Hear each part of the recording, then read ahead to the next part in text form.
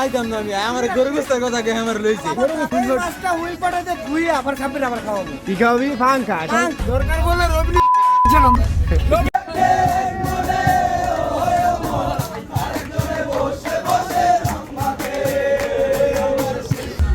মিশু কই মিশু চেষ্টা তুমি কই আমরা কই যাচ্ছি ইন্ডিয়া হ্যাঁ ওই যে মিশু দেখা গেছে এ রবিরে 10,000 দিবা আবার ক আমি 10 দরকার বলে রবি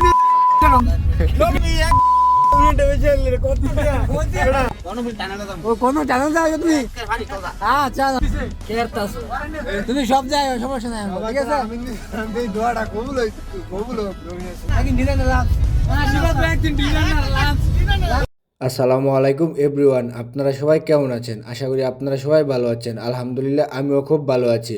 অনেকদিন পর নতুন আরেকটি ব্লগে আপনাদের সবাইকে স্বাগতম। এই বাইকটিকে দেখে মনে হচ্ছে বাইকের মধ্যে স্টান্ট করছে, হয়তোবা অনেকক্ষণ বাইক রাইড করছে, তাই এই রাস্তার মধ্যে এরকম পাইতারি করতেছে। যাই হোক, এগুলা রাতের মধ্যে রাস্তায় করা মোটেও ঠিক না। তো গাইস, আপনারা হয়তো এতক্ষণে বুঝে গেছেন আমরা এখন কোথায় যাচ্ছি। না জানলেও সমস্যা নেই, আমি বলে দিচ্ছি। আমরা এখন চলে যাচ্ছি মাওয়া ঘাটে, পদ্মার পার।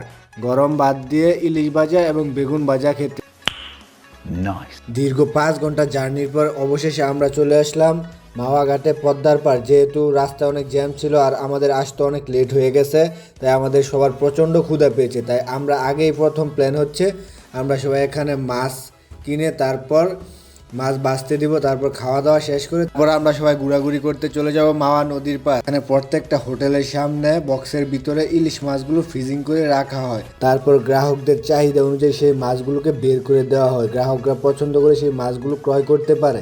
আর আমরা যারা সিনিয়র আছি আমরা সবাই এখানে মাছের ফ্রেশনেস দেখতেছি আর মাছগুলো দামাদামি করতেছি। অবশেষে আমাদের দামাদামি ঠিকঠাক হলে আমাদের মাছ ক্রয় করা শেষ এবং আমরা সেই মাছগুলোকে কাটতে দিয়েছি এই ছেলেটার কাছে। এই ছেলেটা মাছ কাটা এতটাই এক্সপার্ট, মানে আমরা 4টা মাছ কিনেছিলাম, 4টা মাছ জাস্ট 10 মিনিটও লাগে নাই, আর অল্প সময়ের মধ্যে ও কাটাকাটি করে একদম মাছ ভাজার জন্য রেডি করে দিয়েছে। আমরা এখানে সর্বমোট 13 জন গিয়েছিলাম। আমাদের সবাই 13 জনের মধ্যে 12 জন সবাই ইলিশ মাছ খাবে, আরেকজন আমাদের স্পেশালি পাঙ্গাস ভাই আছে, উনি ওনার জন্য স্পেশালি পাঙ্গাস মাছের অর্ডার করেছি।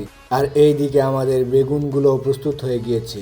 বেগুন এবং মাছ কাটাকাটি প্রায় শেষ, তাই সরিষার তেল দিয়ে মাছ এবং বেগুনগুলো ভাজার জন্য প্রস্তুত করা হচ্ছে। তো গাইস, দেখতেই পাচ্ছেন এই ভাই কিভাবে জাকাজাকি করে মাছ এবং বেগুন ভাজিগুলোকে মিক্সার করে নিচ্ছেন, যেন মশলাগুলো সবগুলোর মধ্যে পরিপূর্ণভাবে মিশে যায়।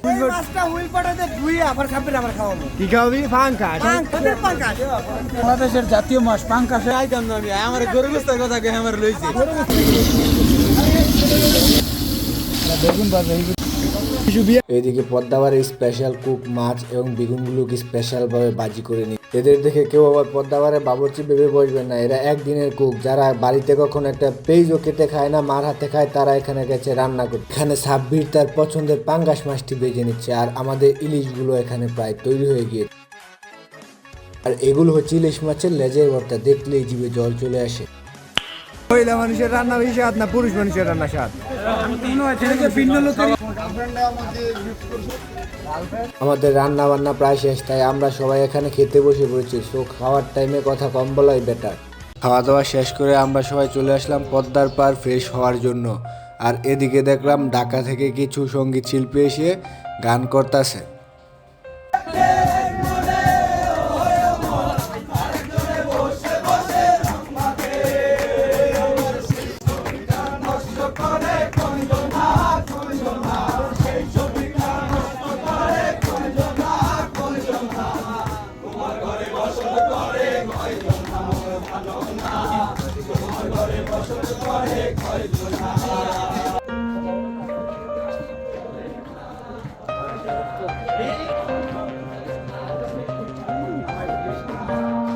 এই রিসোর্টটা পুরোটাই পদ্মা নদীর সাইডে পানির উপরে নির্মিত। এখান থেকে পদ্মা ব্রিজটা অনেক সুন্দরভাবে দেখা যায়, পুরো টাইটানিক ছবির মতো ভিউ।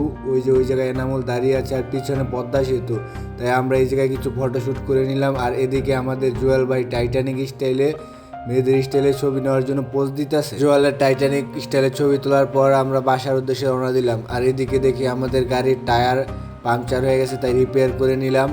আরেকটা কথা, অতিরিক্ত বৃষ্টির কারণে রাস্তাঘাটের অবস্থা খুবই খারাপ ছিল, যেই জন্য রাস্তায় প্রচণ্ড জ্যাম ও অনেকগুলো অ্যাক্সিডেন্ট হয়েছিল, তাই আমাদের অনেক সময় বেশি লাগছিল জার্নিটাতে।